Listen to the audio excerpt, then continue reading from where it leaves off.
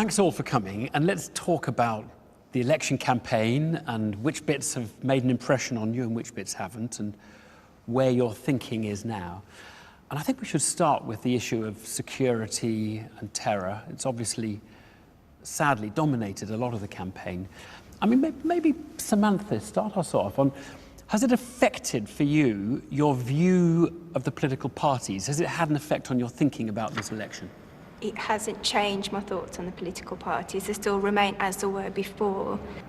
It's made me undecided which way to go, because I want to feel safe on our streets. I want my children to be safe, and I want it to carry on being safe. And then obviously my children will have children. As it is now, I'm very uncertain that, well, we are unsafe. If I asked you about who you blame, I mean, obviously we all blame the perpetrators of these attacks. Is there anyone else you blame? Are there people who think of if you like, let the country down when it comes to security? Benji? Yeah, personally, I think the government, really. The government let us down because, you know, currently it seems to be like divided communities. You know, it's supposed to be multicultural. And we are basically on paper, but in theory we're not. You know, all the communities are separate, and you know, if you're not together, you never are you going to, you know, be peaceful and be together. You know. I think the security have let us down as well, because they knew, one of them in the London terrorist attack, they carried out the attack, and they could have done something about it, and they never did. But has it affected your thinking about the political parties? Because it does bring it really close to home. Yeah, I think it has, really, because I think Theresa May, I don't think, is doing herself any favours, and the things that she said, I know they're bringing things back, what she said previously about the police, but I don't think that's helping her at the moment. As you think back to the Manchester attack or the London attack, is there anyone who comes to your mind who you think captured the moment, who spoke for the nation, who kind of gave the impression of leadership on the issue? Any? I think Jeremy Corbyn did quite well with what he had to say, and I think what we need to do is we do need more police on the streets. They've been reduced. I mean, our local police station has been shut down here, so we've got no local police. If we do have an emergency, rather than wait a few minutes, we're waiting, you know, half an hour for something to be done. One of the things that's often said about voters and terror attacks is that when they're thinking about security, they tend to perhaps think in more conservative, right-wing ways. If it's health, they tend to think in more left-wing ways. But is there anybody here who has felt more inclined to vote Conservative as a result of what's happened in this campaign? Any of you? Head shaking. No. How many of you would say you feel more inclined to vote Labour as a result of the terror attacks? Several of you. Right, I'd like to talk about leadership, because that's been quite a big issue in this campaign. Both parties made something of that. Who would like to say what the Tory slogan was relating to leadership in the earlier part of the campaign? If I say to you there was a sort of three-word slogan that the Tories were using a lot, do any of you know what I'm talking about? Roy, what? It's strong and stable. Strong and stable. How many of you recognise those words as being used by the Conservative Party? Yeah, Samantha? No, Benji? No. Roy, did you hear them repeating it a lot? Because there were sometimes people saying, God, they've only got these three words. Like if you've got a parrot, the parrot had been saying it. It was that often, it was saying it. I mean, I've never heard somebody say something so often. It's there a lot, even when you go to watch a YouTube video. I'm sick of seeing Theresa May. I'm like, I just need to watch the music video. Yeah. She's there. And strong and stable. Okay, I get it. No, I think the Jeremy Corbyn one stands out more. I think he's that for the many and not the few. I don't know how many times I've heard that, and he says that, doesn't he? How many of the rest of you know that phrase, for the many, not the few? How many To be honest, that one was getting a bit battered. Yeah, that was definitely. For the many, not the few. Yeah.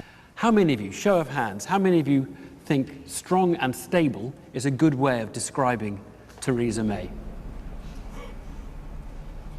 How many of you don't think strong and stable is a good way of describing Theresa May? And we've got a couple of abstentions there. Fozia, why were you laughing when I said strong and stable? Just find strong and stable, but not strong and stable with Theresa May, because obviously the policing cuts. I think that's the number one issue. Right. that I would personally have. We can't be strong and stable if we haven't got policing and we're not secure. We need to prevent all these terror attacks from happening. None of you thought that Theresa May represents strength and stability? No? Roy, you weren't persuaded by the slogan? No, I've never seen anybody so weak and feeble in my life.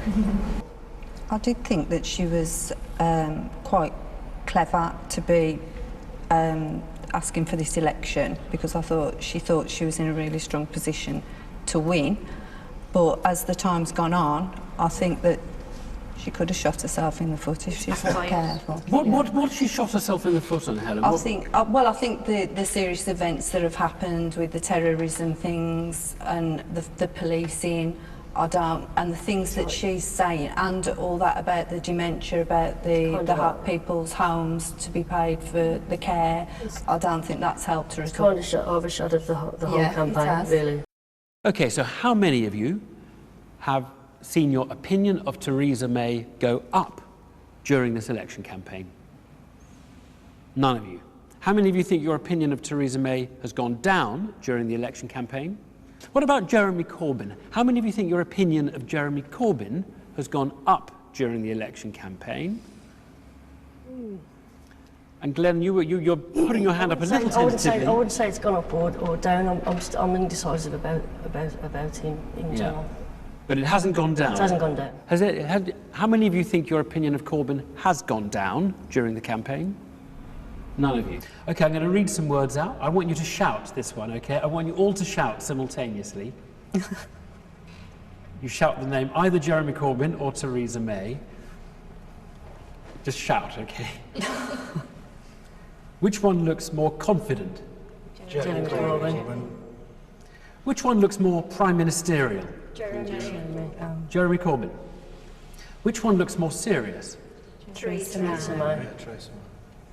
Which one looks more competent? Jeremy. Which one looks more compassionate? Jeremy. Okay, so you're answering Jeremy Corbyn to most of those questions. I want to finish, and I want to ask you a question as we draw to a close. The choice you're facing, you've expressed the view, a lot of you, that it comes down to Labour Tory. Other parties would beg to differ, I know, but it comes down to Labour Tory is what some of you have said. How many of you think the choice you've got this time, it's a good choice? I mean, that it's a good election and that you've got a fair sort of selection of candidates and you pick one? And how many of you think it's a kind of, oh my goodness, it's a dilemma. You're picking the least bad rather than the most good. I mean, which way would you characterise this election? I'll just literally go around on whether you think it's an election where you're picking a good one or you're picking a least bad one. I'll start with you, Leslie. What do you think? You've got to go with what's important to you.